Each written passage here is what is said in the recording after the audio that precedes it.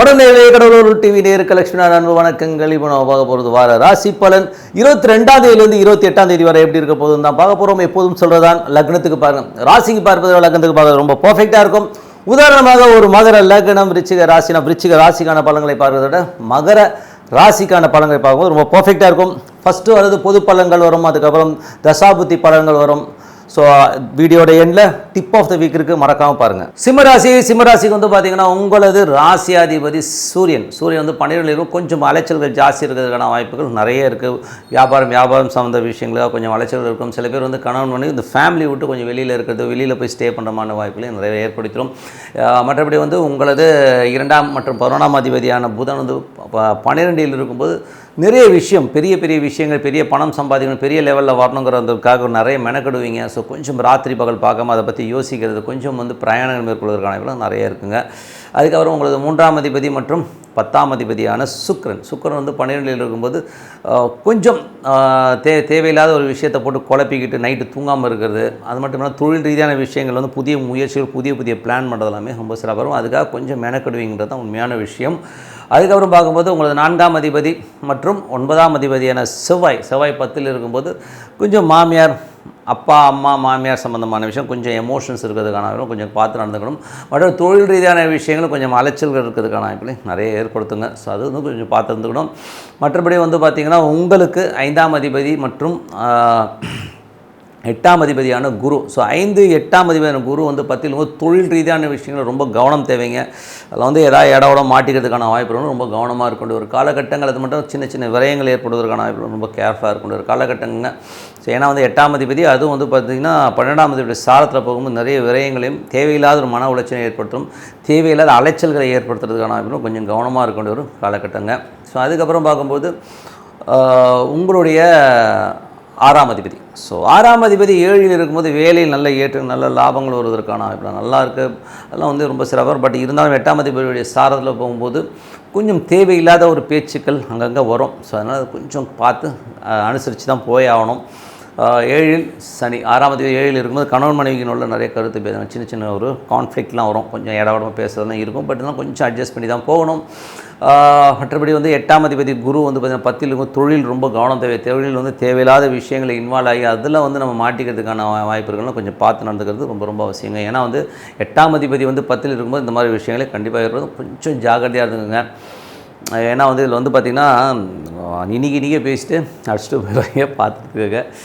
So அதனால் விரயங்கள் ஏற்படுங்கிறதுனால கொஞ்சம் கவனமாக இருக்கிறது ரொம்ப அவசியம். ஸோ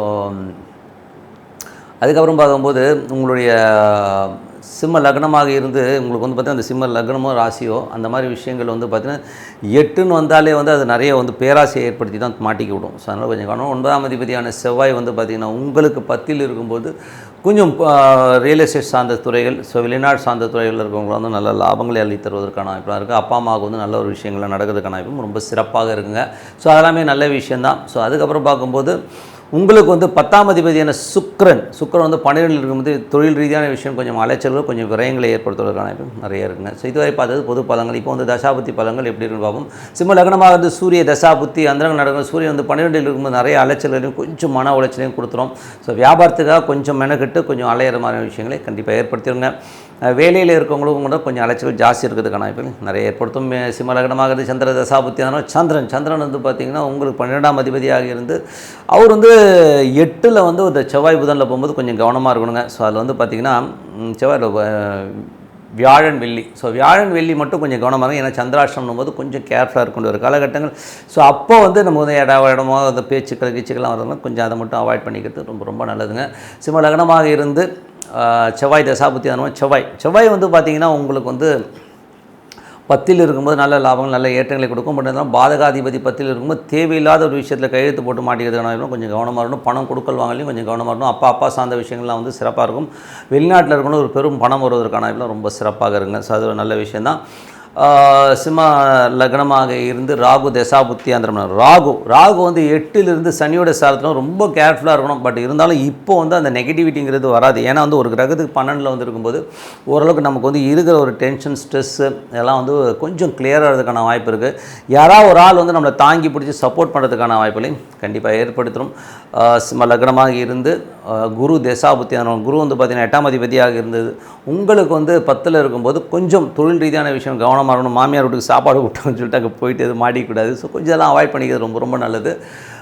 சிம்ம லக்னமாக இருந்து சனி தசாபுத்தி அந்த சனி வந்து பார்த்திங்கன்னா உங்களுக்கு வந்து 7ல் இருக்கும்போது கொஞ்சம் கவனம் தேவை. அது வந்து 7, 8, 10ன்னும்போதே நிறைய கான்ஃப்ளிக்ட் வரும். அதாவது கஸ்டமர்கிட்ட பேசும்போது பார்த்து பேசணும். கணவன் மனைவியோடும் தேவையில்லாத இன்ட்ராக்ஷன், தேவையில்லாத ஒரு வாக்குவாதங்கள் இருக்காங்க, அதெல்லாம் அவாய்ட் பண்ணிக்கிறது ரொம்ப ரொம்ப நல்லது.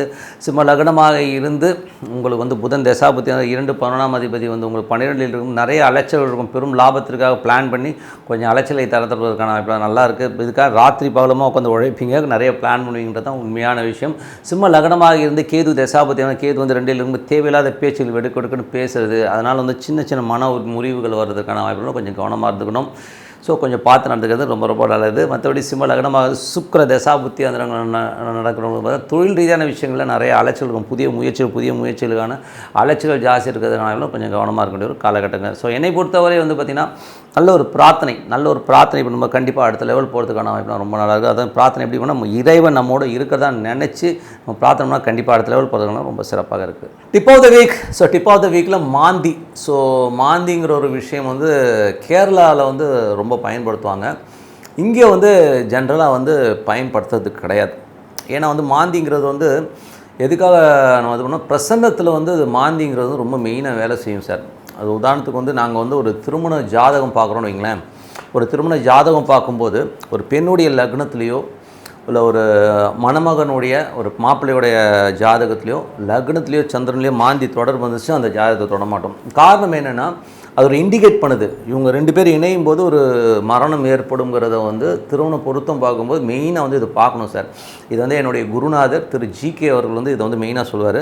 திருமண பொருத்தம் பார்க்கும்போது மெயினாக வந்து மாந்தி எங்கிறன்னு பார்த்துருங்க.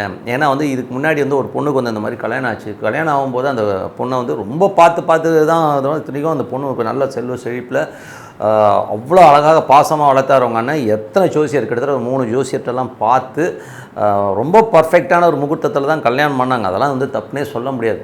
பட் அந்த கணவன் வந்து ஒரு 6 மாதத்துலேயே இறந்துடுறார். ஸோ இறந்தபோது அப்போ வந்து ஜாதகத்தை எடுத்துகிட்டு எங்கள் குருநாதர்கிட்ட வராங்க. ஸோ குருநாதர்கிட்ட வந்துட்டு பார்க்கும்போது பார்த்தா அதில் வந்து மாந்தி வந்து வருது. ஸோ எப்படிங்க இது பண்ணாங்க அப்படின்னும்போது, இல்லைங்க அவர் வந்து இத்தனாம் தேதி நான் போய் பார்த்தேன், பார்க்கும்போது இப்படி இருக்கணும் போது அது போடும்போதே வந்து கரெக்டாக லக்னத்தில் வந்து மணமகனோட லக்னத்தில் வந்து லக்னம் சந்திரன் நடுவில் வந்து மாந்தி வந்து உட்காருதுங்க. ஸோ அந்த மாதிரி வந்து கோச்சாரத்தில் வந்து அந்த மாதிரி மாந்தி வருதுன்னா அது என்ன இண்டிகேட் பண்ணுன்னா ஒரு மரணம் நிகழும், இந்த திருமணத்தில் வந்து யாரோ ஒருத்தர் செத்துருவாங்கிறத வந்து அந்த மாந்தி வந்து சொல்லும். அது வந்து அந்த பொருத்தம் பார்க்கும்போது அது இருந்துன்னா உடனே அந்த ஜாதகத்தை வந்து நம்ம தூக்கி போடணும், அதை தொடவே கூடாது. ஏன்னா அந்த மாந்திங்கிறது கரெக்டாக சொல்லுங்கிறதுனால ரொம்ப கேர்ஃபுல்லாக இருக்கணும். அதே மாதிரி வந்து பிரசன்னத்தில் வந்து ஒரு ஆள் காணாமல் போயிட்டார்னு வச்சுக்கோமே, அப்போ வந்து நம்ம பிரசன்னம் போடுவோம். ஸோ பிரசன்னம் போடும்போது அந்த சோழியோ இல்லை அவங்க அந்த டைமில் வந்து நம்ம கணிக்கும்போது லக்னம் சந்திரனுக்கு நடுவில் மாந்தி வந்துருச்சுன்னா கண்டிப்பாக வந்து அவர் வந்து இறந்துட்டாருன்னு நம்ம அடிச்சே சொல்லிடலாம். ஸோ அந்தளவுக்கு வந்து ரொம்ப பர்ஃபெக்டாக வந்து அந்த மாந்திங்கிறது வந்து ரொம்ப மெயினாக இருக்கும். அதே மாதிரி ஜாதகத்தில் வந்து இப்போ ஒரு தனியாக இடத்துல மாந்தி இருக்கிறது வந்து பெருசாக எஃபெக்ட் பண்ணாது. ஏன் எஃபெக்ட் பண்ணாதுன்னா அது ஒன்றும் பெரிய தொடர்புகள் இருக்காதுன்னு வச்சுக்கோமே. ஆனால் லக்னத்தில் மாந்தி இருக்கும்போது ஏதாச்சும் வந்து பூர்வீக கர்மா, பூர்வீக சம்மந்தமான விஷயங்கள் இருக்கும்.